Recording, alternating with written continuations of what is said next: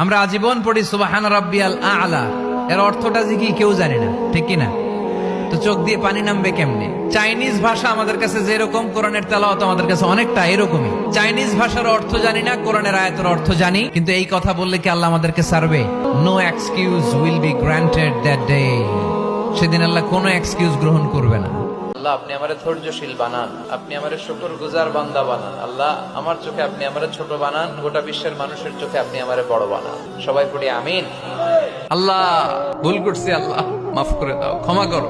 আমি ক্ষমা চাইতেছি, কিন্তু আমি ক্ষমা করি না আরেকজনকে। তুমি ক্ষমা করো না, তুমি ক্ষমা চাও কোন সাহসে?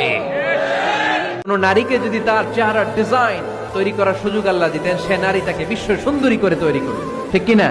এটা আল্লাহ আমাদেরকে দেয় নাই, এটা আল্লাহ তাআলা নিজ হাতে রেখেছে, নিজে করেছে। তাই কারো আকৃতি নিয়ে ব্যঙ্গ করলে স্বয়ং আল্লাহর সাথে ব্যঙ্গ করার শামিল। চিল্লায় বলেন ঠিক কিনা?